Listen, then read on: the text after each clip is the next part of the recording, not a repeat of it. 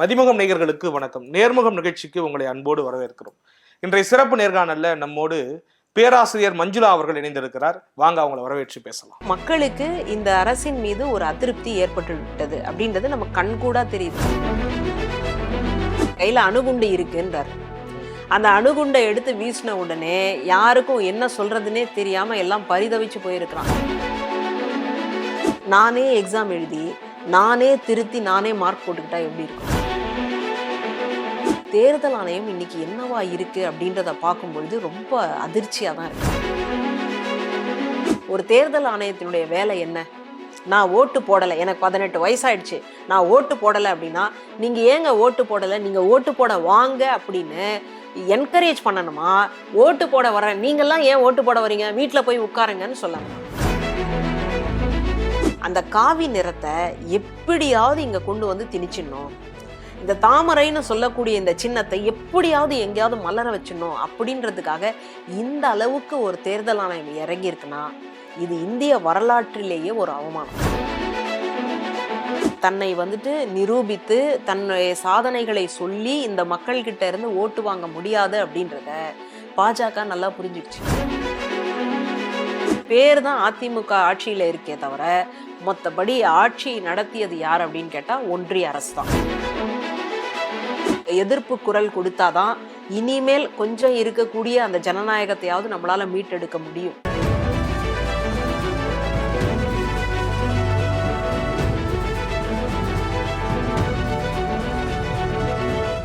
டயா booster சுகரை control பண்ணும், உங்க ஆரோக்கியத்தை மீட்டு தரும். சர்க்கரையை கட்டுப்படுத்துறதுக்கான எளிமையான வழிமுறை, இயற்கையான வழிமுறை. அனைத்து மருந்து கடைகளிலும் கிடைக்கும். வணக்கம். வணக்கம்.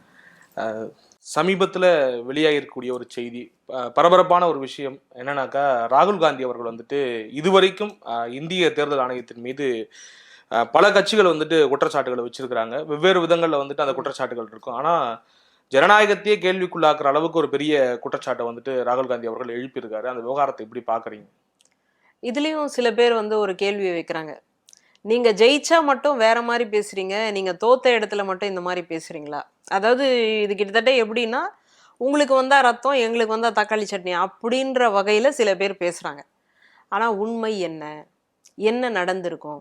ஏன்னா ராமரை அயோத்தியில கோவிலை கட்டிட்டு ராமரை கிட்டத்தட்ட உப்பு மூட்டை தூக்காத குறையா பிரதமர் தூக்கி பிரச்சாரம்லாம் பண்ணி இப்படி நடக்கும் அப்படி நடக்கும், நாங்கள் பாதுகாத்துட்டோம், இந்துக்களுக்கான தெய்வம் அப்படின்ற மாதிரி அவர் பண்ணார்.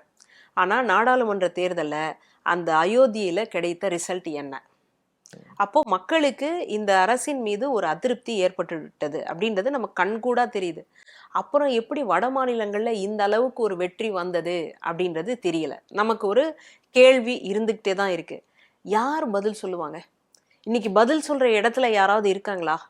ஆட்சியிலையும் அதிகாரத்திலையும் இருக்கிறவங்க ஏதாவது ஒரு கேள்வியை கேட்டோம் அப்படின்னா, நாங்க சொல்றதை கேளுங்க, இல்லையா நாங்களே விவாதம் இல்லாம அந்த சட்ட மசோதா நிறைவேற்றிடுவோம் அப்படின்னு சொல்ற அளவுக்கு தான் இருக்காங்களே தவிர பதில் சொல்றதுக்கு யாருமே இல்லை. இதுதான் இன்னைக்கு நம்ம கண்கூடாக பார்க்கக்கூடியது. இப்போ இந்த சூழல்ல எதிர்க்கட்சி தலைவராக இருக்கக்கூடிய ராகுல் காந்தி அவர்கள் சொல்லக்கூடிய இந்த குற்றச்சாட்டு எப்படிப்பட்டது யோசிச்சு பார்க்கணும் இல்லையா?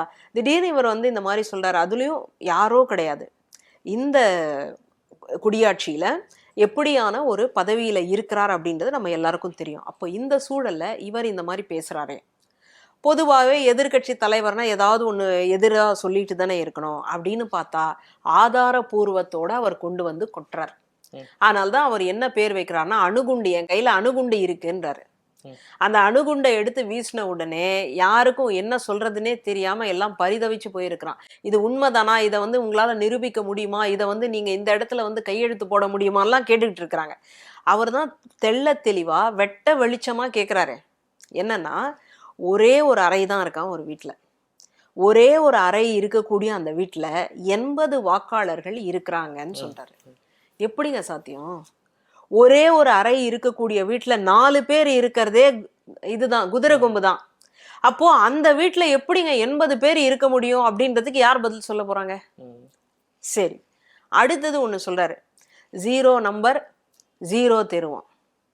இந்த மாதிரி ஒரு அட்ரஸை எங்கேயாவது இவங்க வடிவேலு படத்துல தான் ஒருத்தர் வந்து நல்ல டையெல்லாம் கட்டிட்டு வந்து எக்ஸ்கியூஸ் மீ இந்த அட்ரஸ் தெரியுமா அப்படின்னு கேட்டுக்கிட்டே இருப்பார். யாரு என்ன அட்ரஸ்ன்னு பார்த்தா ஒசாமா பின் லேடன் அப்படின்ற மாதிரி இருக்கும். அந்த மாதிரி எங்க 0 நம்பரை வச்சு 0 தெருவுன்னு ஒரு அட்ரஸை வந்து வைக்க முடியுமான்னு கேட்டால் அந்த மாதிரி வாய்ப்பே இல்லை. ஆனால் அதையெல்லாம் தேர்தல் ஆணையம் வந்து கணக்கில் எடுத்து வச்சிருக்கு. அவங்களுக்கெல்லாம் வாக்காளர் அட்டை கொடுத்துருக்கு அப்படின்னா எப்படி பார்க்கறது? எவ்வளோ மோசமான சூழல் இல்லையா? இப்போ எதிர்க்கட்சி தலைவர் ஒரு படித்தவராக இந்த சமுதாயத்தின் மீது இந்த ஜனநாயகத்தின் மீது நம்பிக்கை வைத்தவராக இருக்கிறார். அவர் வந்து இந்த அளவுக்கு எடுத்து போடும் பொழுதே யாருமே வந்து அதுக்கு வந்து பதில் சொல்லாம இருக்கிறாங்க அப்படின்னா அப்போ எந்த அளவுக்கு இந்த நாட்டுல தேர்தல் ஆணையம் வந்து கரப்டா போயிடுச்சு. தேர்தல் ஆணையம் வந்து தனிச்சு இயங்கணுங்க. நான் சொல்லியோ நீங்க சொல்லியோலாம் இயங்கக்கூடாது. நான் சொல்ற மாதிரியோ நீங்க சொல்ற மாதிரியெல்லாம் அது நடக்கக்கூடாது. அதுக்குன்னு ஒரு வரையறை இருக்கு, அதுக்குன்னு ஒரு சட்டத்திட்டம் இருக்கு.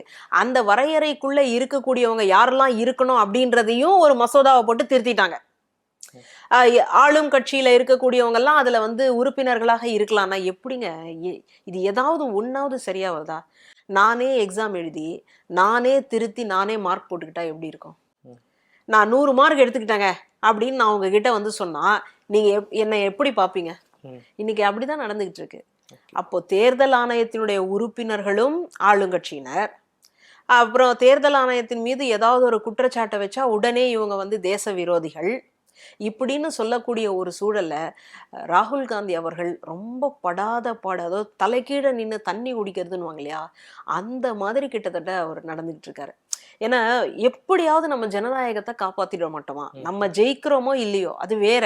ஆனால் இந்த இந்திய தேசத்தினுடைய ஜனநாயகம் அப்படின்றது உங்களாலையும் என்னாலையும் வந்தது கிடையாது. எத்தனை பேர் ரத்தம் சிந்தி நமக்கு இந்த சுதந்திரத்தை பெற்று தந்திருக்கிறாங்க. அந்த இடத்துல இந்த மாதிரியான ஒரு மோசடி நடக்குதே அப்படின்றத அவர் ரொம்ப கொந்தளிப்போட சொல்றாரு. ஒரு பக்கம் நீங்க சொன்ன மாதிரி ஏற்கனவே நிறைய குற்றச்சாட்டுகள் வந்துட்டு தேர்தல் ஆணையத்தின் மீது வைப்பாங்க. பொதுவாகவே வந்துட்டு எதிர்கட்சிகள் இருக்காங்கனாக்கா இந்த மாதிரி வந்து சரியா நடக்கல தேர்தல் இந்த மாதிரியான குளறுபடிகள்லாம் நடக்குது, குறிப்பா பணம் கொடுக்குறாங்க, அதை தடுக்கிறதுக்கான எந்த முகாந்திரமும் இல்லை தேர்தல் ஆணையத்துக்கிட்ட, அந்த மாதிரியான குற்றச்சாட்டுகள் வந்துட்டு நம்ம பாக்குறோம், அதை கடந்து போறோம், அது பெரிய பிரச்சனை கிடையாது. ஆனா இப்போ எழுப்பி இருக்கக்கூடிய பிரச்சனைங்கிறது வந்து இந்திய ஜனநாயகத்துக்கே ஒரு ஆபத்துங்கிற மாதிரியான ஒரு சூழலை உருவாக்கி இருக்கு. அப்ப இதற்கு விளக்கம் தர வேண்டிய இடத்துல இந்திய தேர்தல் ஆணையம் தான் இருக்கு அப்படிங்கிறத நம்ம பார்க்கிறோம். ஆனா வந்துட்டு ஒரு பக்கம் இந்திய தேர்தல் ஆணையம் என்ன சொல்லுதுன்னா, ராகுல் காந்தி அவர்களுக்கு கண்டனம் தெரிவிச்சிருக்கு. நீங்க சட்டப்பூர்வமாக ஒரு தாக்கல் பண்ணுங்க, அதாவது நீங்க எழுதி தாக்கல் பண்ணுங்க அப்படிங்கிற மாதிரி சொல்றாங்க. அதாவது ஆதாரங்களை தாக்கல் பண்ணுங்க. அதை எப்படி பாக்குறீங்க? அவங்க பொறுப்பெடுக்காம இந்த மாதிரி பண்றாங்க அப்படிங்கிற மாதிரி ஏதாவது தோணுதா? அதாவது இப்ப தேர்தல் ஆணையத்தின் மீது நம்ம எந்த கேள்வியை கேட்டாலும் உடனடியாக உள்துறை அமைச்சர் வந்து பதில் சொல்லுவார் அப்படின்னு தான் நான் நினைச்சேன். ஏன்னா அவங்க எல்லாம் ஒரே கூட்டணியில இருக்கிறாங்க இல்லையா, கூட்டணியை வந்து காப்பாற்றணும் அப்படின்றதுக்காக அவர் தான் வந்திருப்பாருன்னு நினைச்சேன். நல்ல வேலையா இன்னும் கூட கொஞ்சம் இந்த நாட்டுல ஜனநாயகம் இருக்கு அப்படின்ற மாதிரி தேர்தல் ஆணையம் வந்து சொல்லியிருக்கு. அதுவும் வந்துட்டு சட்ட ரீதியாக நீங்க வாங்க, சட்ட ரீதியா உங்ககிட்ட நியாயத்தை வாங்க முடியுமாங்க? ரொம்ப நம்ம ஆளுங்க எல்லாம் ரொம்ப டயர்ட் ஆயிட்டாங்க. எது எடுத்தாலும் நம்ம வந்து சட்ட போராட்டம் நடத்தி தான் எல்லாமே வாங்கணும் அப்படின்னா அப்புறம் என்ன இருக்கு அப்படின்றது நமக்கு புரியல. இதுல வேற இன்னொரு ஒரு குளறுபடி நடந்திருக்கு. என்னன்னா, இவர் தேஜஸ்வி யாதவ் அவருக்கு வந்து 2 வாக்காளர் அட்டை இருக்கு. அது தேர்தல் ஆணையம் கூட அனுப்பல, மாவட்ட நிர்வாகத்துல இருந்து அவருக்கு வந்து கடிதம் வந்திருக்கு, நீங்க இதுக்கு வந்து பதில் சொல்லணும்னு. இப்போ அவர் என்ன கேட்கிறாரு, எனக்கு எப்படி அந்த மாதிரி 2 வரும்? யார் தப்பு? அப்போ யார் இதுக்கு இந்த குற்றத்தை யார் வந்து ஏத்துக்க போறாங்க? இப்போ நான் வந்து ஒரு பிரபலமான நபர் தேஜஸ்வி, நான் வந்துட்டு 2 தடவை போய் ஓட்டு போட்டேன் அப்படின்னா ஊடகத்திலேயே நான் மாட்டிக்க மாட்டேனா? யோசிச்சு பாருங்களேன். இப்போ நான் ஒரு சாதாரண குடியானவன் அப்படின்னு சொன்னா அவன் வந்துட்டு வாக்காளர் அட்டையை வச்சுட்டு 2 தடவை போறான் அப்படின்னா அது வேற. ஒருவேளை கவனிக்காம கூட இருக்கலாம். அதுக்காக தான் நம்ம வந்துட்டு மையெல்லாம் வைக்கிறோம். அதையும் அழிச்சிட்டு போயிட்டான் அப்படின்னா கூட அவர் வந்துட்டு ரொம்ப பிரபலம், எப்படியும் வந்து ஊடகத்தினுடைய வெளிச்சம் அவர் மேல இருக்கும். அப்படியான ஒரு பட்சத்துல எப்படி 2 அடையாள அட்டை அவர்கிட்ட இருக்கும்? அப்போ யார் வந்து தப்பு பண்ணியிருக்கிறாங்க, யார் வந்து துரோகம் பண்ணியிருக்காங்க, யார் அவங்க திருப்பி விட்டுருக்காங்க? அவர் கேட்கிறாரு, எப்படி என்னோட நம்பரை மாத்திட்டீங்களா? 2 அடையாள அட்டை இருக்குன்னா அப்போ ஒண்ணு என்னோட நம்பரை மாத்தி இருக்கணும், இல்ல வேற ஏதோ ஒரு குளறுபடி நடந்திருக்கணும். இதுக்கெல்லாம் யார் வந்து பதில் சொல்ல போறாங்க? நான் வந்து ஒரு சரியான ரொம்ப ஸ்ட்ராங்கான ஒரு பதிலை வந்து தயாரிச்சிட்டு இருக்கிறேன் அப்படின்னு அவர் வந்து சொல்றார். அப்போ தேர்தல் ஆணையம் இன்னைக்கு என்னவா இருக்கு அப்படின்றத பார்க்கும் பொழுது ரொம்ப அதிர்ச்சியா தான் இருக்கு. இது ஒரு பக்கம் நடந்துக்கிட்டு இருக்கா. இன்னொரு பக்கம் பாருங்க, நம்ம பீகாரில் ஏற்கனவே மக்கள் அந்த பார்க்கறதுக்கே கண்ணீர் விடுறோம். நம்ம சென்னை சென்ட்ரலில் அந்த ரயில்வே ஸ்டேஷனில் ட்ரெயின் வந்து இறங்கும்போது பார்த்தீங்கன்னா அவன் ஏதோ விட்டேத்தி மாதிரி எனக்கு வாழ்க்கையே இல்லையோ அப்படின்ற மாதிரி தமிழ்நாட்டை நோக்கி வரான். வந்தவனுக்கு நம்ம என்ன அவங்களால என்ன வேலை முடியுதோ அத்தனை வேலையும் கொஞ்சம் கூட சளைக்காமல் செய்கிறாங்க. யோசிச்சு பாருங்களேன், ஒரு நாள் கிழமை கிடையாது, ஒரு பெருசாக வந்துட்டு லீவெல்லாம் கூட எங்களுக்கு வேண்டாம் அப்படின்னு சொல்கிறாங்க. அந்த அளவுக்கு வந்து அவங்க உழைக்கிறதுக்கு தயாராக இருக்கிறாங்க. எப்படியாவது உழைச்சி ஒரு சம்பாத்தியத்தை எடுத்து நம்ம ஊருக்கு அனுப்பிச்சிடணும், ஊரில் இருக்கக்கூடிய பொண்டாட்டி பிள்ளைங்க நல்லா இருக்கணும் அப்படின்றதுக்காக நேரங்காலம் பார்க்காம உழைக்கக்கூடிய ஒரு மக்களை பார்க்குறோம். அந்த இடத்துல போயிட்டு அதில் 62 லட்சத்துக்கும் மேற்பட்டவங்களுக்கு வாக்காளரே பட்டியல்ல இருந்து எடுத்துட்டோம். எப்படிங்க இதை புரிஞ்சுக்கிறது? ஒரு தேர்தல் ஆணையத்தினுடைய வேலை என்ன? நான் ஓட்டு போடலை, எனக்கு 18 வயசாயிடுச்சு, நான் ஓட்டு போடலை அப்படின்னா நீங்கள் ஏங்க ஓட்டு போடலை, நீங்கள் ஓட்டு போட வாங்க அப்படின்னு என்கரேஜ் பண்ணணுமா? ஓட்டு போட வர நீங்கள்லாம் ஏன் ஓட்டு போட வரீங்க, வீட்டில் போய் உட்காருங்கன்னு சொல்லணுமா? ஓட்டு போட வர்ற ஆளை வந்துட்டு நீங்கள் வந்துட்டு ஓட்டு போடுறதுக்கான இது தகுதி கிடையாது அப்படின்னு தகுதி நீக்கம் பண்ணுற மாதிரி அந்த பட்டியல்ல இருந்து எடுத்திருக்கிறீங்கன்னா அப்போ தேர்தல் ஆணையம் அப்படின்ற உங்களுடைய பேருக்காவது நீங்கள் வேலை செஞ்சுருக்கீங்களா? இதுல இன்னொரு கொடுமை என்னன்னா, அங்க வந்துட்டு விடுபட்ட அந்த நபர்களை கொண்டு வந்து தமிழ்நாட்டுல சேர்க்க போறாங்கன்னு சொல்றாங்க. பயமா இருக்குங்க. எனக்கெல்லாம் இந்த தமிழ்நாட்டை தாண்டினா எனக்கு உலகமே கிடையாது. எனக்கு சென்னை தான். என்ன மாதிரி எத்தனை பேர் இருப்பாங்க. அப்போ தமிழ்நாட்டினுடைய அரசை தீர்மானிக்க வேண்டிய பொறுப்பு யார்கிட்ட இருக்கு? இந்த மண்ணில் இருக்கிறவங்களுக்கு தான் உண்டு. ஏன் அப்படி நான் சொல்றேன்? ஏன்னா உலகம் முழுக்க போய் வேலை செய்றீங்களே, உலகம் முழுக்க போய் இது பண்றீங்களே அப்படின்னா ஆமாந்தான். ஆனா அங்க உலகம் முழுக்க நான் போறேன் அப்படின்னா அந்த இடத்துல எனக்கான ஒரு இடம் இருக்கா? அப்படி இடம் இருந்ததுன்னா அந்த மண் மீது எனக்கு ஒரு இது வரும், ஒரு ரெஸ்பான்சிபிலிட்டின்னு சொல்றோம் இல்லையா? அப்போ எனக்கான ஒரு ஓனர்ஷிப் வரும்.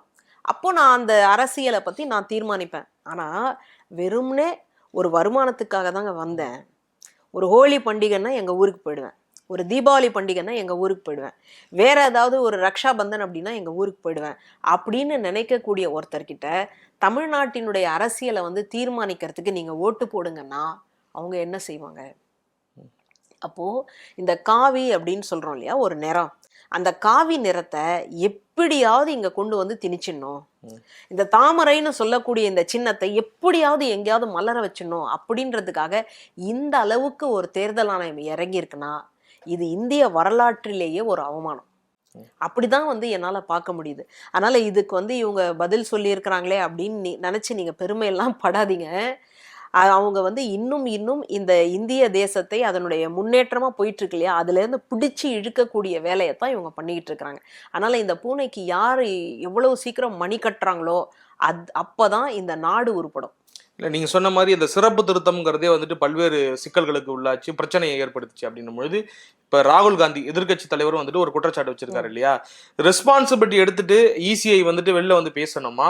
இல்லை சில பேர் வந்து சொல்றாங்க இப்படியாக நீங்க சட்டப்பூர்வமா ஆதாரங்களை வந்துட்டு தாக்கல் பண்ணுங்க, அப்படி சொல்றதன் மூலமா அதுல ஏதோ ஒரு விஷயம் விடுபட்டு போச்சு, ஒரு 10 விஷயம் சொல்றாருனாக்கா அதுல ஏதோ ஒரு விஷயம் விடுபட்டு போச்சுனாக்கா அதன் மூலமா ஒரு கிரிமினல் ஒரு நடவடிக்கை எடுக்கலாம் அவர் மேல அப்படிங்கிற மாதிரி ஒரு த்ரெட்டன் பண்றாங்க அப்படிங்கிற மாதிரி சொல்றாங்க. அதை நீங்க எப்படி பாக்குறீங்க? ராகுல் காந்தி த்ரெட்டன் பண்றதுக்கான ஒரு முயற்சியா அதை இசிஐ வந்து கண்டனம் தெரிவிக்குது உடனடியா வெளியில வந்து. அப்ப இதை கிளாரிஃபை பண்ண வேண்டிய இடத்துல அவங்க தானே இருக்காங்க அப்படிங்கிற மாதிரி ஒரு கேள்வி எழுப்புறாங்க. ஏன்னா ஒரு குடிமகன் இருக்கானா அவனுடைய உச்சபட்ச அதிகாரம்ங்கிறது வந்து நம்ம தான் அந்த அரசை தீர்மானிக்க போறோம். அந்த நம்பிக்கையில தான் ஒரு இந்திய குடியாட்சி தத்துவத்தின் கீழே நம்ம வாழ்ந்துகிட்டு இருக்கோம். அந்த ஒரே நம்பிக்கை அந்த வாக்கு தான் இல்லையா? அப்ப அதை வந்து இன்னமும் வேற மாதிரி அணுகிருக்கணும்னு நினைக்கிறீங்களா இந்திய தேர்தல் ஆணையம்? ஆமா, இப்போ ஒண்ணு வேணாம், ஒரு துணி எடுக்க போறேன் அப்படின்னா நான் என்னுடைய இஷ்டமா போறேன், எனக்கு பிடிச்ச கடைகள்ல போறேன், எனக்கு தேவையான அளவுக்கு நான் எடுத்துக்கிறேன், அந்த ரேட் என்னவா இருக்கணும்னு நான் முடிவு பண்றேன். இப்போ வாக்காளர் அடையாள அட்டை அந்த மாதிரி தான் நான் வாங்கினேனா? யோசிச்சு பாருங்க. ஒரு வாக்காளர் அடையாள அட்டை வருது அப்படின்னா அதுக்கு பின்னாடி எனக்கு அந்த வயசாச்சா, நான் உண்மையிலேயே இந்த பிரஜை தானா, அதுக்கு வந்து நான் என்ன எவிடன்ஸ் கொடுத்துருக்கேன், இதையெல்லாம் பார்த்து தான் தேர்தல் ஆணையம் வந்து எனக்கு வாக்காளர் அட்டையை கொடுக்குது. உண்மை தானே? இல்லை போகிற போக்கில் நான் எங்கேயாவது கடையில் விற்றுதுன்னு வாங்கிட்டு வரலாம். அப்போ இவங்களே கொடுத்ததுக்கு அப்புறமா எப்படி இந்த மாதிரி பேசுகிறாங்க அப்படின்றது எனக்கு தெரியல. இதில் வேற என்ன சொல்கிறாங்கன்னா வாக்காளர் அட்டையை சேர்த்துக்க மாட்டாங்களாம். நான் இந்த நாட்டினுடைய பிரஜை அப்படின்னு சொல்றதுக்கு வாக்காளர் அட்டை இருக்கு இல்லையா, அதை வந்து சேர்த்துக்க மாட்டோம். சரி, ரேஷன் கார்டுன்னு ஒன்று கொடுக்குறீங்களே, குடும்ப அட்டை, அதை வச்சு தானே நாங்கள் வீட்டில எல்லாம் சாப்பிட்றோம் இல்லையா, அதை சேர்த்துப்பீங்களா அப்படின்னா அதையும் சேர்த்துக்க மாட்டோம். அப்புறம் இன்னொன்று சொல்கிறாங்க, ஆதார் அட்டை, உங்களை கொண்டு போய் புதைக்கணும் அப்படின்னா கூட ஆதார் அட்டை தேவைன்றாங்க. அப்புறம் பேங்க்குக்கும் ஆதார் அட்டைக்கும் இணைக்கணுன்றாங்க. இன்னும் இப்போல்லாம் தட்கலுக்கு வந்து நீங்கள் ட்ரெயினை புக் பண்ணணும் அப்படின்னா ஆதார் அட்டை இணைச்சிருக்கணுன்றாங்க. பார்க்குறோம். அந்த ஆதார் அட்டையும் நாங்கள் எடுத்துக்க மாட்டோம். அப்போ என்னங்க எடுத்துப்பீங்க?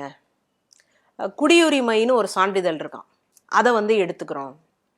அடுத்தது வந்து பாஸ்போர்ட், வெளிநாடுகளுக்கு போகக்கூடியது. அங்கே அந்த மாநிலத்தில் வேலை வாய்ப்பு கூட இல்லாமல் வேற மாநிலத்துக்கு வந்து ஒரு அகதி மாதிரி வராங்க, அவங்க கிட்ட வந்து பாஸ்போர்ட் இருக்குமாங்க? ஒரு ஒரு மனிதாபிமானத்தோட யோசிச்சு பார்க்க வேணாம்? சரி, அது ஒன்று. அப்புறம் குடியுரிமை சான்றுன்னு ஒன்று வச்சுருந்தாங்க.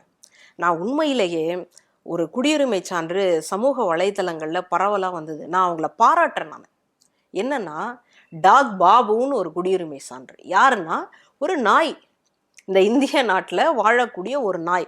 அந்த நாய்க்கு அந்த பீகாரில் வந்துட்டு ஒரு குடியுரிமை சான்று வாங்கியிருந்தாங்க. அதை வந்துட்டு ஒரு யார் போட்டிருக்காங்க கையெழுத்து? ஒரு ரெவின்யூ அதிகாரி போட்டிருக்காரு, ஒரு வருவாய்த்துறை அதிகாரி தான் அதுக்கு கையெழுத்து போட்டிருக்காரு. அந்த சான்றிதழை தயாரித்தவர் யார்? அங்கே இருக்கக்கூடிய ஒரு கணினி ஊழியர். அவங்க தயாரித்து இந்த சான்றிதழ் வெளியில் வந்து இது சமூக வலைத்தளங்களில் பரவலாக பரவி இருக்கு அப்படின்னா, அப்போது எந்த அளவுக்கு அவங்களுக்கு கொலை வெறி இருந்திருக்கும். ஒரு நாய்க்கு வந்துட்டு குடியுரிமை சான்று வாங்குற அளவுக்கு அவங்க என்ன செலவு பண்ணாங்க, ஏது செலவு பண்ணாங்கன்றது நமக்கு தெரியல. ஆனால் அதில் வந்து சரியான, அதாவது லீகலாக தான் அதை வாங்கியிருக்கிறாங்க, இல்லீகலாலாம் வாங்கலை, ஏமாற்றலாம் இல்லை. அப்போது லீகலாக ஒரு சான்றிதழை வாங்கி சமூக வலைத்தளங்களில் வந்து பரப்பி இருக்கிறாங்கன்னா அவங்களுக்கு எவ்வளோ மனவேதனை இருந்திருக்கும். என்னங்க, இந்த நாட்டிலேயே பிறந்து இந்த நாட்டிலேயே நான் சாக போகிறேன், எனக்கு வந்துட்டு இந்த நாட்டில் உரிமை இல்லை, திடீர்னு என்னை வந்து எடுத்துட்டாங்க, நான் எதுலேயுமே கிடையாதாங்க அப்படின்னு சொல்லும்போது எவ்வளவு ஆத்திரமாக இருந்திருக்கும். ஒரு பெண்ணாக வந்து நான் இதை யோசிச்சு பார்க்குறேங்க. ரொம்ப வருஷமாக பெண்களுக்கு வந்து பிறந்த வீட்லேயே சொத்துரிமை கிடையாது. அதை விட மோசமான விஷயம் என்னன்னா, ஒரு 10 வயசு ஒரு 20 வயசு வரைக்கும் வளர்க்குறாங்கன்னு வச்சுக்கோங்களேன். திடீர்னு ஒரு நாள் வந்து ஒரு வீட்டில் கல்யாணம் பண்ணி கொடுப்பாங்க. அத்தோட இந்த வீட்டுக்கும் அந்த பெண்ணுக்குமான உறவே கிட்டத்தட்ட முடிஞ்சு போன மாதிரி தான். அவங்களுக்குன்னு ஒரு பீரோ இருக்கும், அவங்களுக்குன்னு ஒரு டேபிள் இருக்கும், அது எல்லாமே அப்புறமா என்ன ஆகும்னே தெரியாது. அந்த மாதிரி திடீர்னு ஒரு நாளில் மாறுது பாருங்க. அப்படி வந்துட்டு உங்களுக்கு வந்து நீங்கள் ஓட்டு போட முடியாது அப்படின்னு நீங்கள் எடுத்தீங்கன்னா, அதுலேயும் சில பேரை சொல்கிறாங்க என்னன்னா, ஒரு சில லட்சம் மக்கள் இறந்து போயிட்டாங்க. சரி, செத்து போனவங்களை பற்றி நமக்கு கவலை இல்லை, விடுங்க. கொஞ்சம் பேர் என்ன ஆயிட்டாங்க அப்படின்னா புலம்பெயர்ந்துட்டாங்க. எப்படி புலம்பெயர்ந்தாங்க? அவங்க குடும்பம்லாம் அங்கே இருக்கு, தொழிலுக்காக அவங்க வந்து புலம்பெயர்ந்துட்டாங்க. அப்போ புலம்பெயர்ந்தவங்கள நீங்கள் எதை வச்சு கண்டுபிடிச்சிங்க? ஒரு 10 பேரை வந்து நம்ம விசாரிக்கணும் அப்படின்னா, ஒரே வீட்டில் இருக்கக்கூடிய ஒரு 10 பேர்கிட்ட வந்துட்டு ஒன்றா அவங்கள பார்க்கணும் அப்படின்னாலே எனக்கு முடியல. அப்பா வந்து 10 மணிக்கு வேலைக்கு போவார், பிள்ளைங்க வந்து 8 மணிக்கு ஸ்கூலுக்கு போயிடும், அம்மா ஒரு வேலை பார்க்குறதா இருந்தால் அவங்க ஒரு நேரத்துக்கு போயிடுவாங்க. அப்போ எல்லாரையும் நீங்கள் ஒரே நேரத்தில் உட்கார வச்சு பார்க்கணும் அப்படின்றதே பெரிய விஷயம். அந்த பீகாரில் கிட்டத்தட்ட 8 கோடி மக்கள் இருக்கிறாங்க. அவங்க எல்லாரையும் நீங்கள் 2 மாதத்துல தானே, கிட்டத்தட்ட 60 நாட்களோ என்னமோ, அதுக்குள்ளே அவங்க எல்லாரையும் யார் இருக்காங்க, யார் இல்லை, யார் இறந்துட்டாங்க, யார் அந்த ஊரை விட்டு போயிட்டாங்க, யார் வெளியூரில் வேலை பார்க்குறாங்க அப்படின்றத உங்களால் பார்த்துருக்க முடியுமா? அப்போ இவ்வளவு குளறுபடி நடந்ததுக்கு அப்புறமா நீங்கள் எப்படி வந்து அது சரியாக இருக்கும்னு சொல்கிறீங்க, நாங்கள் எப்படி அதை நம்ப முடியும் அப்படின்னு ரொம்ப மனவேதனையோடு தான் நம்ம இதை வந்து அணுகிக்கிட்டு இருக்கிறோம். இப்போ இந்த சூழலில் தான் இது ஒரு பக்கம் நடந்துக்கிட்டு இருக்கு. இது மற்ற மாநிலங்களுக்கு வந்துடக்கூடாது அப்படின்ற ஒரு எச்சரிக்கை உணர்வோடு நம்ம வேலை பார்த்துட்டு இருக்கிறோம். இந்த சூழலில் தான் எதிர்க்கட்சி தலைவர் ரொம்ப காத்திரமான ஒரு குற்றச்சாட்டை எடுத்து முன்வைக்கிறார். இதுக்கு பதில் சொல்ல முடியாம தான், இதுக்கு பதில் சொல்ல தெரியாம தான் அதை மடைமாற்றம் பண்ணிட்டு இருக்கிறாங்க. என்னைக்குமே பதில் சொல்ல முடியாதவர்கள் என்ன பண்ணிடுவாங்கன்னா, அதை அங்க அப்படி நடந்தது அது தெரியுமா அப்படின்னு அவங்கள வந்து திசை மாற்றக்கூடிய ஒரு வேலையைத்தான் செய்வாங்க. அதைத்தான் இன்னைக்கு இந்த தேர்தல் ஆணையம் பண்ணுது அப்படின்னு நான் நினைக்கிறேன். ஓகே, இதுல ராகுல் காந்தி அட்ரஸ் பண்ண பல விஷயங்கள நுட்பமான ஒண்ணு என்னன்னு பாத்தீங்கன்னாக்கா, ஒரு தொகுதியை எடுத்து அதை விலாவரியா காமிச்சு சொல்றாரு. குறிப்பா அதுல பாஜக எம்எல்ஏக்கள் இருக்கக்கூடிய அந்த அசம்பிளி கான்ஸ்டிடியூஷன்சி இருக்குல்ல, அங்க மட்டும் வந்து பாத்தீங்கன்னாக்கா இந்த மாதிரியான விஷயங்கள் ஃபேக் அட்ரஸ் போட்டது இதெல்லாம் வந்து அதிகமா இருக்கு. குறிப்பா அங்க 1,00,000 அந்த மாதிரியான ஆட்கள் வந்துட்டு இந்த மாதிரியான ஃபேக் அட்ரஸஸ், நீங்க சொன்ன மாதிரி ஒரே வீட்டுல 100 பேர் இருக்கிற மாதிரி அந்த மாதிரியான விஷயங்கள்லாம் பண்ணியிருக்காங்க அப்படிங்கிற மாதிரி பகிரங்கமா ஒரு குற்றச்சாட்டு வைக்கிறாரு. நீங்க அது நிர்வாக சிக்கலை தாண்டி இங்க ஏதோ ஒரு விஷயம் நடந்திருக்கு அப்படிங்கிறத அவர் வெளிப்படுத்துறாரு. அது எப்படி பாக்குறீங்க? திட்டமிட்டு பண்ணிருப்பாங்க அங்க. ஏன்னா மார்ஜின்ங்கிறது பல தொகுதிகளில் வந்துட்டு 50,000 1,00,000 இதுக்குள்ளதான் வந்துட்டு காங்கிரஸுக்கும் பாஜகவுக்கும் இடைவெளி இருக்கு பல்வேறு இடங்கள்ல. குறிப்பா இந்த பிரச்சனை எங்க இருந்து தொடங்குது அப்படின்னு நான் பாக்குறேன்னா, மகாராஷ்டிராவில வந்துட்டு ஜெயிக்கிறாங்க நாடாளுமன்ற தேர்தலில் காங்கிரஸ். உடனடியாக நடக்கக்கூடிய சட்டமன்ற தேர்தலில் காங்கிரஸ் வந்து ஒரு பெரிய தோல்வி அடைகிறாங்க. அப்ப அந்த புள்ளியில இருந்தா இதை அணுகிறாரா அவர் எதிர்கட்சி தலைவர்? நிச்சயமா. இப்போ ஒரு தேர்தலுக்கும் இன்னொரு தேர்தலுக்கும் இருக்கக்கூடிய ஒரு வித்தியாசம். ஏன் அந்த வித்தியாசம் வந்திருக்கு, என்ன அதிருப்தி ஏற்பட்டிருக்குன்னு பார்த்தா ஒண்ணுமே இல்லை. அப்போ எப்படி இவ்வளோ ஒரு மாற்றம் வரும் அப்படின்னா, திடீர்னு 1 கோடி மக்கள் வந்து இணையறாங்க. அதாவது ஓட்டு போடுறதுக்கு மட்டும். நம்ம சில நேரம் நகைச்சுவையா கூட சொல்லுவோம், செத்தவங்க எல்லாம் ஓட்டு போட்டு போயிட்டாங்க அப்படின்ற மாதிரி எல்லாம் நம்ம சொல்லுவோம். அப்போ தன்னை வந்துட்டு நிரூபித்து தன்னுடைய சாதனைகளை சொல்லி இந்த மக்கள் கிட்ட இருந்து ஓட்டு வாங்க முடியாது அப்படின்றத பாஜக நல்லா புரிஞ்சுக்கிச்சு. இதுக்கு மேல நம்மளால ஒண்ணுமே செய்ய முடியாது. ஏன்னா அயோத்தியா கோவிலை வச்சுதான் ஒட்டுமொத்தமா இந்த அரசியலையே தீர்மானிக்கணும்னு நினைச்சாங்க. ஆனா அதுலயே பட்டையா நாமத்தை குழைச்சி போட்டாங்க மக்கள். அதனால இதுக்கு மேல சரியான பாதையில போனோம்னா நம்மளால போக முடியாது. அதனால குறுக்கு வழியில தான் போகணும், பின்வாசல் வழியாத்தான் வரணும் அப்படின்றதுக்காக தான் இந்த மாதிரி ஆட்களை வந்து நீக்குவது, அல்லது தேவையில்லாம யாருக்கும் தெரியாது அப்படின்னு நினைச்சு சில ஆட்களை சேர்க்கக்கூடிய வேலையை ரொம்ப கனகச்சிதமா பண்றாங்க. ஏன்னா ஆளும் கட்சியாக இருக்கிறதுனால நீங்க எங்க போனாலும் உங்களை கேள்வி கேட்பதற்கான நபர்கள் இல்லை அப்படின்னு நினைச்சுக்கிட்டு இருக்கிறாங்க. அதைத்தான் எதிர்கட்சி தலைவர் இன்னைக்கு கேள்வி கேட்டுட்டு இருக்காரு. இதைத்தான் வந்துட்டு இவங்க என்ன பண்றாங்கன்னா, இப்போ பீகார்ல நம்ம பாக்குறோம் இல்லையா, அந்த ஆட்குறைப்பு அப்படின்றது வந்து சிறுபான்மையினரை வந்து மையப்படுத்தி இருக்கு அப்படின்னு ஒரு குற்றச்சாட்டு இருக்கு. ஏன் சிறுபான்மையினரை மையப்படுத்தி இருக்கிறாங்கன்னா, சிறுபான்மையினர் அதிருப்தியில இருக்கிறாங்க. எப்பவுமே வந்துட்டு நாங்க இந்துக்களுக்கான பாதுகாவலன் அப்படின்னு சொல்லும்போது, அப்போ சிறுபான்மையினராக இருக்கக்கூடிய எங்களுக்கு என்ன பாதுகாப்பு இருக்கு, அவங்க ஒரு அதிருப்திக்கு வந்தாச்சு. இப்போ இந்த சூழல்ல தான் அந்த ஓட்டுகளை எல்லாம் நம்ம காணாம பண்ணிடலாம், அவங்களுக்கும் இந்த நாட்டுக்குமான தொடர்பை வந்து நம்ம எடுத்துட்டோம் அப்படின்னா வேற யாரையாவது, இப்போ மகாராஷ்டிராலாம் கொண்டு சேர்த்தோம் இல்லையா, அந்த மாதிரி சேர்த்துட்டு நம்ம ஜெயிச்சிடலாம் அப்படின்றது தான் பாக்குறாங்க. அதுக்கு தான் இன்னைக்கு வந்து எதிர்கட்சி தலைவர் ஒரு வலுவான குரலை வந்து கொடுத்திருக்காரு. ஒரு பக்கம் இந்த மாதிரியான இஷ்யூஸ் வந்து நம்ம ரைஸ் பண்ணிக்கிட்டு இருக்காங்க எதிர்கட்சிகள், அந்த பக்கம் இருந்து ஒரு பதில் வருது. அதை எப்படி பாக்குறீங்க? ஏற்கனவே இந்த மாதிரி தான் வந்துட்டு ஓட்டிங் மிஷினை பத்தி தொடர்ச்சியா சொல்லிக்கிட்டே இருந்தீங்க. எவ்வளோ வாட்டி வந்துட்டு எலெக்ஷன் கமிஷன் ஆஃப் இந்தியா வந்துட்டு ஏதாவது நிரூபிச்சு காமிங்கன்னு சொல்லிட்டு ஓப்பன் அறிவிப்பே விட்டாங்க. நீங்க யாரும் வந்து எதுவும் நிரூபிச்சு காட்டல அப்படிங்கிற மாதிரியான ஒரு விஷயத்த பேசுறாங்க. அதையும் எதையும் ஒப்பிட்டு பேசுறதை எப்படி பாக்குறீங்க? இப்போ எனக்கு ஏதாவது ஒன்று புரியலை அப்படின்னு சொன்னா புரிய வைக்கலாங்க. நான் புரிஞ்சுக்க மாட்டேன் அப்படின்னு சொன்னா புரிய வைக்க முடியுமா? தூங்குறவங்கள எழுப்பிடலாம், தூங்குற மாதிரியே நடிக்கிறவங்கள ஒண்ணுமே செய்ய முடியாது. அப்படிதான் இது வந்து நடக்குது. தேர்தல் பத்திரத்துல இருந்து நம்ம குரல் கொடுத்துக்கிட்டே தான் இருக்கிறோம். தேர்தல் பத்திரத்துல நீங்க எவ்வளோ இது வாங்கியிருக்கிறீங்க, தேர்தல் நிதி எவ்வளோ வாங்கியிருக்கிறீங்க, அது வந்து தப்பு இல்லையா அப்படின்லாம் சொல்லும் போதெல்லாம் தேர்தல் ஆணையம் அதை பத்தியெல்லாம் ஒண்ணுமே கேட்கல. அப்படிதான் வரிசையா ஒண்ணுன்னா வந்துகிட்டு இருக்கு. இப்போ நீங்க சொன்ன மாதிரி இவிஎம், இந்த எலக்ட்ரானிக் ஓட்டிங் மிஷின்ல எவ்வளோ பெரிய குளறுபடி இருக்கு அப்படின்றத கேரளாவிலேயே இதுக்கான செயல்முறையை நமக்கு விளக்கி காட்டிட்டாங்க. அதாவது ஒரு லேப்ல எப்படி வந்து டெஸ்ட் பண்ணி சொல்லுவாங்களோ அந்த மாதிரி எதுல நம்ம தொட்டாலும் ஒரு குறிப்பிட்ட கட்சியில தான் போய், ஒரு குறிப்பிட்ட சின்னத்துல தான் போய் விழுது அப்படின்றதையும் காட்டிட்டாங்க. ஒரு தடவை நீங்க அந்த இவிஎம் மிஷினை தொட்டு ஓட்டு போட்டிங்கன்னா 2 வாக்கு விழுது அப்படின்றதையும் சொல்லிட்டாங்க. இது எல்லாம் சொன்னதுக்கு அப்புறமா கூட எங்க நீங்க நிரூபிச்சு காட்டுவீங்களா, இது என்ன பேச்சுன்னே எனக்கு தெரியல. அப்போ எந்த அளவுக்கு தேர்தல் ஆணையம் வந்து பாஜகவோட அது என்ன சொல்லுதோ அதை வந்து கேட்கக்கூடிய நிலைமைக்கு வந்துட்டாங்க அப்படின்றத நீங்க புரிஞ்சுக்கோங்க. அப்போ இவங்க கிட்ட வந்து நியாயம், நேர்மை, நீதி, தர்மம், வாய்மை இதை பத்தி எல்லாம் எதையாவது பேச முடியுமான்னு கேட்டா அது எதுவுமே பேசவே முடியாது. மண்டைய கழுவுறது அப்படின்னு சொல்லுவாங்க. நம்ம ஊர்ப்புறங்கள்ல இந்த மூளை செலவை அப்படின்றது என்ன சொல்லுவாங்கன்னா மண்டைய கழுவுறதுன்னு. அந்த மாதிரி சுத்தமா மண்டைய கழுவி வச்சிருக்கிறாங்க. தேர்தல் ஆணையம் வந்து வேற எதை பத்தியுமே வந்து எதை சொன்னாலும் அதை பத்தி எல்லாம் கவலையே பட்டுக்காம மறுபடியும் அதே கேள்வியை கேட்பாங்க இல்லையா, பிள்ளைங்க எல்லாம் மறுபடியும் கேட்டதையே கேட்டுக்கிட்டே இருக்கும். அப்போ இது எப்படிப்பா மேல இருந்து கீழே வந்தது, இது எப்படிப்பா கீழே இருந்து மேலே போகுது அப்படின்னு இந்த லிஃப்ட்டை வச்சு கேட்டுக்கிட்டே இருப்பாங்க. அது அது அவங்களுக்கு புரியிற வரைக்கும் நம்ம சொல்லிக்கிட்டே இருப்போம். ஒரு கட்டத்துல அவங்களுக்கு புரிஞ்சிடும். ஆனா இங்க நான் புரிஞ்சுக்க மாட்டேன்னு அடமண்டா இருக்கிறாங்க. அதனால இவங்க கிட்ட நம்ம ஒண்ணுமே செய்யவே முடியாது. இல்ல கூடவே வந்துட்டு கார்த்திக் சிதம்பரம் போன்ற ஆட்கள்லாம் வந்துட்டு பாத்தீங்கன்னாக்கா சொல்லக்கூடிய ஸ்டேட்மெண்ட் இருக்குல்ல, அதெல்லாம் வந்துட்டு எதுவும் பெருசா குளறுபடிலாம் இல்லைன்னு அந்த ஸ்டேட்மெண்ட் எடுத்துட்டு வராங்க. அதை எப்படி பாக்குறீங்க? அவர் தனிநபரனுடைய கருத்தா கடந்து போனான்னு நினைக்கிறீங்களா? எப்படி பாக்குறீங்க அது? இல்ல, அதாவது இப்போ இன்னொருத்தருடைய ஸ்டேட்மெண்ட்டை வந்துட்டு நீங்க உங்களுக்கான இதுவா எடுக்கும் பொழுது, அப்போ இந்த நாட்டினுடைய எதிர்க்கட்சி தலைவர் சொல்லக்கூடிய வாதத்துக்கு நீங்க என்ன சொல்ல போறீங்க? அதுக்கே கவனம் கொடுக்க மாட்டீங்க. அது முக்கியம் இல்லையா? அப்ப ஏன் வந்து எதிர்க்கட்சி தலைவராக இந்த மக்கள் வந்து தேர்ந்தெடுத்து உட்கார வச்சிருக்கிறாங்க? அது ரொம்ப முக்கியம். சும்மாவே வந்து எல்லாருமே ஆண்டுட்டு போயிருக்கலாமே. ஆனா எதிர்க்கட்சின்னு ஏன் ஒண்ணு இருக்கு? அது ரொம்ப பேசு பொருள், ரொம்ப முக்கியமான கருத்து. ஏன்னா திருக்குறளிலேயே ஒரு குறள் உண்டு. அதாவது இந்த மன்னவன் யார் வந்து முறை செய்து காப்பாற்றுகிறானோ அவனை வந்து இறைவன் அப்படின்னு சொல்லலாம். ஆனா அவனுக்கு வந்துட்டு வழி நடத்தக்கூடிய ஒரு இடம் வேணும். அதனாலதான் அப்போசிஷன் லீடருக்கு வந்து கேபினெட் அந்தஸ்து கொடுக்குறாங்க. நிச்சயமா.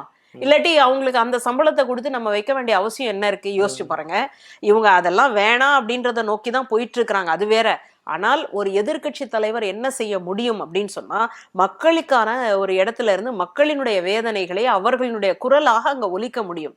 எப்பவுமே ஆளும் கட்சியில இருக்கக்கூடிய அந்த ஆட்சியாளர் எப்பவுமே மக்களினுடைய நலத்திட்டங்கள்ல தான் இருக்கணும் அப்படின்ற அவசியம் இல்லை. ஒருவேளை அவர் தவறுதலா கூட முடிவு எடுக்கலாம். இப்போ உதாரணத்துக்கு 8 மணி நேர வேலையை வந்து 12 மணி நேரமா ஆக்கலாமே, இன்னும் கொஞ்சம் நல்லா தானே இருக்கும் அப்படின்னு நினைக்கலாம். ஒரு ஆட்சியாளனா வந்து நான் நினைக்கலாம்.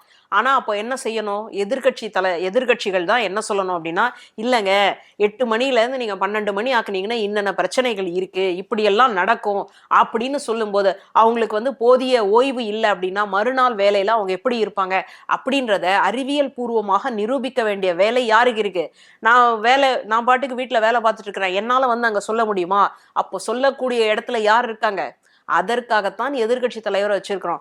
அப்படிப்பட்ட ஒரு நபர் உங்களுக்கு இந்த அளவுக்கு ரொம்ப ஆவணத்தோட எடுத்து சொல்லும் பொழுது, எவிடன்ஸோட ப்ரூஃபோட வச்சு சொல்லிட்டு இருக்காரு, நாங்க அதை பத்தி கவலைப்பட மாட்டோம் அப்படின்னா இவங்க முடிவு எடுத்துட்டாங்க. அதாவது எதிர்க்கட்சி தலைவர் எதை சொன்னாலும் ஒண்ணு அவரை வந்து நம்ம தரக்குறைவா பேசிடுவோம், இல்ல அவருக்கும் இந்த நாட்டுக்கு வந்து அவர் துரோகத்தை இழைக்கிறார் அப்படின்னு நம்ம சொல்லிடுவோம், இல்ல மக்களை வந்து திசை திருப்புறார் அப்படின்னு நம்ம சொல்லிடுவோம். அப்படின்னு இவங்க முடிவெடுத்துட்டாங்க. முடிவெடுத்ததுக்கு அப்புறமா சில பேர்லாம் வசனம் சொல்லுவாங்க இல்லையா, ஒரு தடவை முடிவெடுத்துட்டா அதுக்கப்புறம் என் பேச்சை நானே கேட்க மாட்டேன் அப்படின்ற மாதிரி.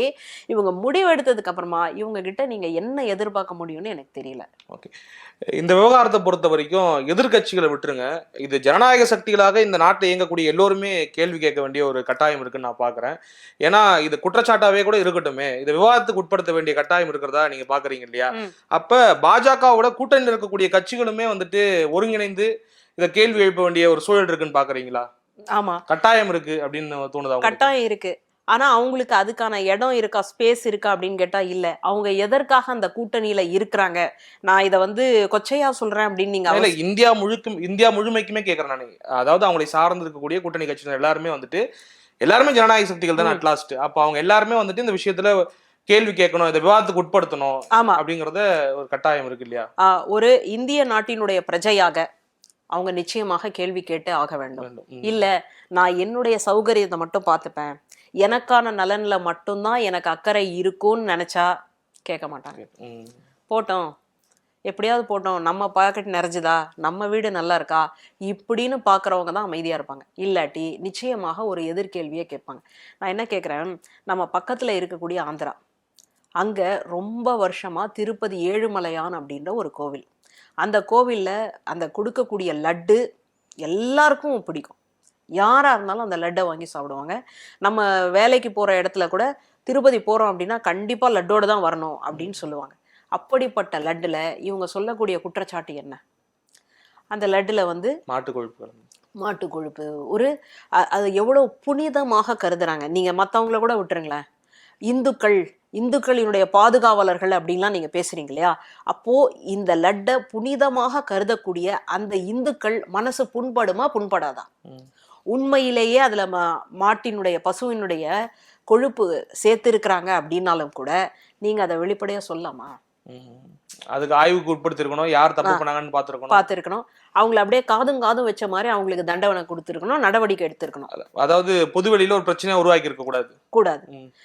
அப்படி நீங்க வந்து பொதுவெளிகள்ல நாங்க எல்லாத்தையும் சொல்லுவோம் அப்படின்னா, ராணுவத்துல நடக்கக்கூடிய எல்லாத்தையும் உங்களால வெளிப்படையா வெளியில சொல்ல முடியுமா? அதுக்குன்னு சில ரகசிய இதுன்னு இருக்கு இல்லையா? அப்படி ஒரு டிரான்ஸ்பரன்சி அப்படின்றது எந்த இடத்துக்கு இருக்கு அப்படின்றது அரசுல இருக்கக்கூடிய இயந்திரங்களுக்கு நல்லாவே தெரியும். அப்படி இருந்தும் கூட அதை ஏன் சொன்னீங்க அப்படின்னா, வேணும்ட்டே ஒரு சர்ச்சையாக்க வேண்டும், ஒரு பிரச்சனைய கொண்டு வரணும். இதுக்கும் அந்த கூட்டணியில இருந்த கட்சிகள் ஏதாவது பேசுச்சா? அதை தாண்டி எனக்கு என்னன்னாக்கா, லட்டுங்கிறத இஷ்யூவை தாண்டி இது ஒரு சீரியஸ் கன்சர்ன் இல்லையா? அப்ப இதை கண்டிப்பா கையில் எடுத்தாகணும் இல்லையா? லட்டை கூட விட்டுருவோமே, அது வந்து ஒரு பெரிய பிரச்சனை கிடையாது. இது வந்துட்டு ஒரு மக்களாட்சி தத்துவத்துக்கு எதிரான ஒரு விஷயமா ஒரு குற்றச்சாட்டான்னு வச்சுக்கிட்டா கூட இதை கண்டிப்பா பேசியாகணும். இல்ல, இப்ப நான் எதுக்கு அந்த லட்டு சொல்ல வரேன்னா, அது அந்த மண்ணோட இத்தனை வருஷமா இருக்குது. அவங்களுக்கு வந்துட்டு கடவுள் நம்பிக்கை இருக்கக்கூடியவங்க, அவங்களே வந்துட்டு அதை எல்லாத்தையும் விட்டுட்டு இந்த அளவுக்கு வந்து நடக்கிறதையெல்லாம் பாத்துக்கிட்டே இருக்கிறாங்க அப்படின்னா என்ன ஒரே ஒரு காரணம்? அரசியல் ஆதாயம். அவ்வளவுதான், ஆதாயம் தான். அந்த ஆதாயத்தை தான் எதிர்பார்த்துட்டு அதோட கூட்டணியில நான் நிக்கிறேன். நான் இப்ப கேள்வி கேட்பதன் வழியாக ஒண்ணுமே மாற போறது இல்ல, ஒண்ணுமே நடக்க போறது இல்ல. அப்புறம் எதுக்கு நான் என்னுடைய ஆதாயத்தை விட போறேன்? இல்ல, எனக்கு என்னன்னாக்கா, அந்த மாதிரியான பிரச்சனைகளால ஒரு கட்சிக்கு, தனித்து இயங்கக்கூடிய ஒரு கட்சிக்கு பிரச்சனை கிடையாது. இப்ப இந்த மாதிரியான இஷ்யூல பேசாம போயிட்டா நாளைக்கு எல்லா கட்சிக்குமே ஆபத்து தானே. ஆமா, கட்சிக்கு ஆபத்தை தாண்டி அம்பேத்கர் இயற்றிய அரசமைப்பதுக்கும் எதிராக இருக்கு, ஜனநாயகத்துக்கு எதிராக இருக்குன்னு போது இதை கண்டிப்பா அட்ரஸ் பண்ணி ஆகணும்ல. அது அந்த புள்ளியில தான் நான் கேட்கறேன். சரி, இப்ப நான் இன்னொரு உதாரணம் சொல்றேன். நம்ம ஜெயலலிதா அம்மையார் இறந்துட்டாங்க. அதுக்கப்புறமா அந்த ஆட்சி பொறுப்பு எடப்பாடி அவர்கள் கிட்ட வந்து சேருது. எடப்பாடி பழனிசாமி அவர்கள் வந்து பேர் தான் அதிமுக ஆட்சியில இருக்கே தவிர மொத்தபடி ஆட்சி நடத்தியது யார் அப்படின்னு கேட்டா ஒன்றிய அரசு தான். அப்போ இவருக்கு வந்து தெரிஞ்சிருக்கணும் இல்லையா, எல்லா அதிகாரத்தையும் நம்ம செல்வாக்கையும் வந்து ஒன்றிய அரசுக்கு கொடுத்துட்டோம் அப்படின்னா மாநில சுயாட்சி அப்படின்றது ஏதாவது இருக்குமா அப்படின்றது அவருக்கு தெரிஞ்சிருக்கணும்ல. அதை பத்தி ஒன்னாவது அவருக்கு தெரிஞ்சுதா? இன்னைக்கு மாநிலம் வந்து இந்த அளவுக்கு அந்த சுயாட்சியை வந்துட்டு எடுத்துட்டு போக முடியாம இவ்வளவு போராட்டத்தை நம்ம பண்ணிட்டு இருக்கிறோம் இல்லையா, யார் காரணம்? ரொம்ப சாதாரணமா நீட்ல கையெழுத்த போட்டாங்க, ரொம்ப சாதாரணமா உதய் மின் திட்டத்துக்கு கையெழுத்து போட்டாச்சு. இது எல்லாத்தையும் பண்ணிட்டு வந்துட்டு இப்போ வந்துட்டு இப்படி ஆயிடுச்சு அப்படி ஆயிடுச்சுன்னு கதறது ஏதாவது ஒரு பொருள் இருக்கான்னு நீங்க யோசிச்சு பாருங்க. அப்போ ஆதாயத்தை வந்து நம்பி இருக்கக்கூடிய கட்சிகள் எது நடந்தாலும் அதை பத்தியே கவலையே படமாட்டேன்னு இருக்கிறது தான் இன்னைக்கு நிதர்சனமான ஒரு களத்தினுடைய யதார்த்தமா நான் பாக்குறேன். அதனால இது வந்து இனிமேலாவது கொஞ்சம் மனசாட்சியோட எல்லாருமே நடந்துக்கணும் அப்படின்றதான் என்னுடைய ரொம்ப முக்கியமான ஒரு வேண்டுகோள். இப்ப எதிர்கட்சி தலைவர் தொடங்கி இருக்கிறத அப்படியே ஒரு சங்கிலி மாதிரி எல்லாரும் பிடிச்சிட்டு ஒரு எதிர்ப்பு குரல் கொடுத்தாதான் இனிமேல் கொஞ்சம் இருக்கக்கூடிய அந்த ஜனநாயகத்தையாவது நம்மளால மீட்டெடுக்க முடியும். ஒரு பக்கம் நீங்க சொன்ன மாதிரி எல்லாருமே கைக்கு வரக்கணும் அப்படிங்கிறத புரிஞ்சுக்கிறேன். இன்றைய முதல்வர் வந்துட்டு நிறைய விடயங்கள்ல வந்துட்டு இந்த மாதிரியான இந்தியாவில் தேசிய அளவிலான பிரச்சனைகளுக்கு முதலாளா குரல் கொடுப்பாரு. ராகுல் காந்தி இதை முன் வச்சதுக்கு அப்புறம் அவர்கிட்ட வந்து ஒரு அறிக்கை வரலையே அப்படிங்கிற ஒரு எதிர்பார்ப்பு எல்லாருக்கிட்டே இருக்கு. ஸ்டாலின் அவர்கள் வந்து கையில் எடுத்து பிரச்சனையை வந்து வேகம் எடுக்க செய்வாரா? நிச்சயமா. அதாவது இன்னைக்கு வந்து மாநில கல்விக் கொள்கை அதனுடைய ஒரு அதை வெளியிடக்கூடிய ஒரு இதுல இருந்ததுனால ஒருவேளை கொஞ்சம் தாமதப்படுதோ அப்படின்னு தான் நான் புரிஞ்சுக்கிறேன். ஏன்னா எதுக்கா இருந்தாலும் தென்பகுதி தான் வந்து ஒரு முன்னோடியாக திகழ்கிறது. நீங்க அந்த தொகுதி மறுசீரமைப்பு ஆகட்டும் அல்லது இந்தியான்னு சொல்லக்கூடிய அந்த கூட்டணி ஆகட்டும், இதுக்கு எல்லாத்துக்கும் வந்துட்டு தமிழ்நாடு, குறிப்பாக தமிழ்நாடு வந்து ரொம்ப பெரிய ஒரு உதாரணம். அடுத்தது ஆளுநருடைய அதிகார வரம்பு என்ன அப்படின்றத சட்ட ரீதியாக ஒரு போராட்டம் நடத்தி, அதாவது நம்ம வழக்கு தொடுத்து அதுல இருந்து முறையான ஒரு தீர்ப்பையும் நம்ம வாங்கி வச்சிருக்கிறோம் அப்படின்னு. அப்போ இந்த வகையில பார்க்கும் பொழுது ஏன் இன்னும் முதல்வர் வந்து குரல் கொடுக்காம இருக்கிறார் அப்படின்ற ஒரு கேள்வி இருக்கு. ரொம்ப முக்கியமான ஒரு கேள்விதான். எனக்கு என்ன, அதான் எனக்கு வந்து இது ஒரு பார்வையா இருக்கு. அடுத்தது வந்து அண்ணன் அப்படி சகோதரர்களாக ராகுல் காந்தி அவர்களும் ஸ்டாலின் அவர்களும் இருக்கிறதுனால சரி சகோதரர் பண்றாரு நம்ம பண்ணுவோம் அப்படின்னு இருக்க கூட கூடும் அப்படின்னு தான் நான் நினைக்கிறேன். அதனால அவர் முன்னெடுத்து இருக்கிறதுனால கொஞ்சம் எல்லாருக்கும் அறிவு ஏற்பட்டு எல்லாரும் வந்து கிளம்பி வரட்டும் அப்படின்னு ஒருவேளை முதல்வர் வந்து கொஞ்சம் காத்திருந்து பாக்குறாரோ அப்படின்னு எனக்கு வந்து தோணுது. மீண்டும் ஒரு நல்ல விருந்தினரோடு உங்களை சந்திக்கும் வரை விடைபெறுகிறேன்.